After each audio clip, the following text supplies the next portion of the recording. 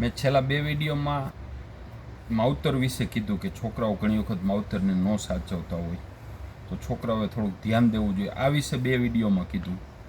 અને આજ છે ને મારે વડીલો વિશે બોલવું છે. ઘણી વખત એવું હોય છે કે છોકરાઓ છે ને વડીલોને ખૂબ સારી રીતે સાચવતા હોય છે, માવતરને બહુ વ્યવસ્થિત રીતે સાચવતા હોય છે.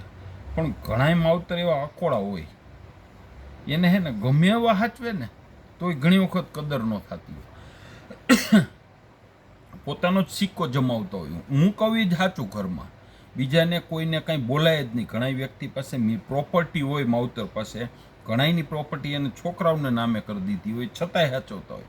પણ માવતર છે ને આમ કોઈ રીતે માનતા ન હોય, એનું મનનું ધાર્યું જ કરે. સારી રીતે સાચવતા હોય છતાંય એનું મનનું ધાર્યું જ કરે. માની લો કે ઘરે હોય, એના રૂમમાં બેઠા હોય તો છોકરાઓથી અવાજ ન કરાય. અવાજ કરતા હોય તો એમ કે હું રાયડું પાડો હો, કાંઈ એની છોકરાને મમ્મીને કહે આને સાચવો ને, રાયડું પાડે, અહીંયા હું અહીં રાયડું પાડવાનું છે, એ ક્યાં ચોરો હે, આવી રાયડું આવું કરતા હોય. પછી એના પૂછ્યા વિના ઘણાઈને તેના રૂમમાં ન જવાય છોકરાઓને. અરે વ્યાજ છે તમારું, એના રૂમમાં હું માથે બેસવાની છૂટ હોય તમારી માથે, પણ નહીં, મગજના અકળ હોય, નો આવવાય ન દે.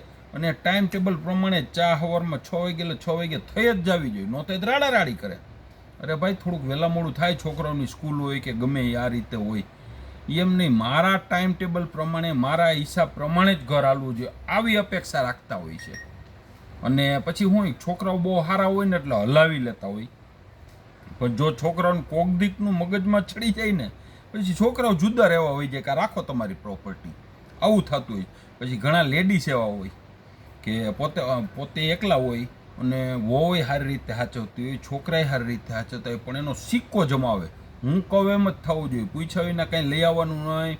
ખરી શોપિંગમાં ગયા હોય તો આવીને બતાવવાનું, આટલા રૂપિયાની વસ્તુ લીધી, અહીંથી ગયા હોય તો એમ કીધું કે 2 સાડી લેવાની છે એટલે 2 જ લેવાય, ત્રીજી સાડી ન લેવાય. આટલું બધું હલાવતો હોય, કાંઈ એમ કે હું ભેગી આવીશ, કલરમાંય ટક કરે, આની ના કલર લે, આનો સારો લાગે, આવો કલર લાગે, આવું ઘણી વખત કરતા હોય. પછી પોતાના હાથ પગ હાલતા હોય, રેડી હોય, ઘરનું એક કામ ન ઓડે, એક કામ નાનામાં નાનું. માની લો કે હંજવારી કાઢવાનું કે બેઠા બેઠા વાસણ સાફ કરવાનું, વાસણ લૂવાનું, આવું કાંઈ કામ ન કરે. એ કે આપણે ન કરવાનું, આપણે ખૂબ કામ કર્યું. પણ ખૂબ કામ કર્યું, તમારા હાથ પગ હાલે તો થોડુંક વહુને ટેકો કરો ને.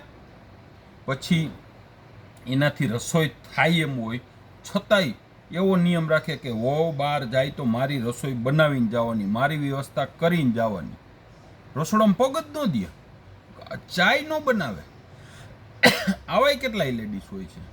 એ લેડીઝ જાતે દાડે જેથી એના પગ હાલતા બંધ થઈ જાય ને થોડુંક, તેથી બહુ દુઃખી થતા હોય છે. તો આપણા છોકરા સારી રીતે સાચવે છે, આપણી વહુ સારી રીતે સાચવે છે, તો આવો સિક્કો ન જમાવવાનો હોય.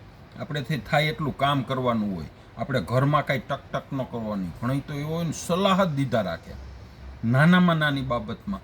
ઘરે છોકરાનો જન્મ થયો હોય તો છઠ્ઠીમાં કેને કેવા શું કરવો, એ બધું એ કહે જ કરવાનું, પૂછ્યા વિના કોઈને કરવાનું જ નહીં. માની લો કે નાનો કોઈ બાળકનો જન્મ થયો હોય, પેંડા વેચવાના હોય તો એ કહે ને જ દેવાના, બીજા કોઈને દેવાના જ નહીં. ગણતરી કરાવ, આને આપણે નહોતું દીધા, આને આમ નહોતું કર્યું, આને આમ નહોતું કર્યું. અરે ભાઈ હવે છોકરાઓને હોપી દો ને, હું કામે પણ આ છોકરાઓનું ટેન્શન દઈશ. એક વાતની અંદર સલાહ દે, એક વાતની અંદર સલાહ દે.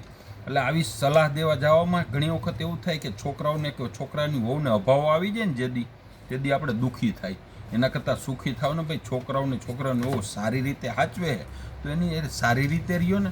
અને કાંઈ કોઈને તો શું કહે ખબર, વહુને એના બાપના ઘરે જ નથી લઈ એવી કે આ મારી કમાણીનું છે.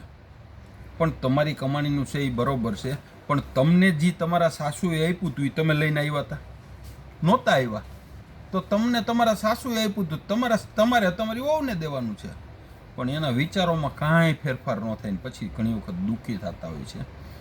એટલે મારું કહેવાનું એમ છે, શક્ય હોય ત્યાં સુધી આપણા પુત્ર અને પુત્રવધૂને અનુકૂળ થઈને રહેવું, બરોબર ને? ભીખાલાલનું આવું માનવું છે.